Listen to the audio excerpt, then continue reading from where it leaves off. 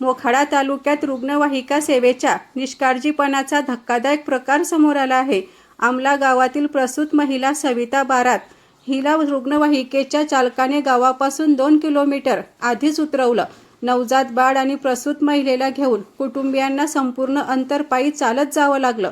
या निष्काळजीपणाबद्दल कुटुंबियांनी तीव्र संताप व्यक्त करत महिलेला काही झालं असतं तर जबाबदार कोण असा सवाल उपस्थित केला आहे। हे बघा, आमला गाव आहे, मी राजू बारात बोलतोय। 3 दिवसाचा डिलिव्हरी पेशंट अर्धे रस्त्यात सोडून दिलेले हे अवस्था होते। आम्हाला पेशंटला चालवत नाही, ते बाळाला घेऊन कसं चालणार, ही अवस्था आमच्या आमले गावाची होते। तेव्हा आम्ही करायचं काय, आमचं जीवन ठेवायचं कुठं नाही कुठं, हे आम्हाला सर्वत्र सांगून द्यायला पाहिजे। हे का म्हणून असे आपल्या सरकारी नियमाप्रमाणे सरकारी लोक किंवा शासनाचे लोक किंवा खोडाळा विभागामधून ॲम्ब्युलन्सची पेशंटची सोय होत नाही।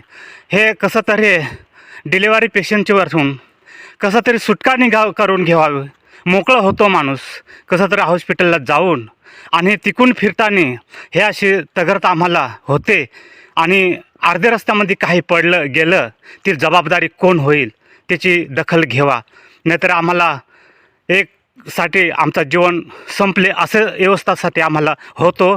आणि आम्ही हे सांगतो, हे आमचा राजूसोमा बारात आमला हे गावचे आम्ही बातमीची व्यवस्था करतो आणि आम्ही ही बातमी आम्ही पुढे सांगतो।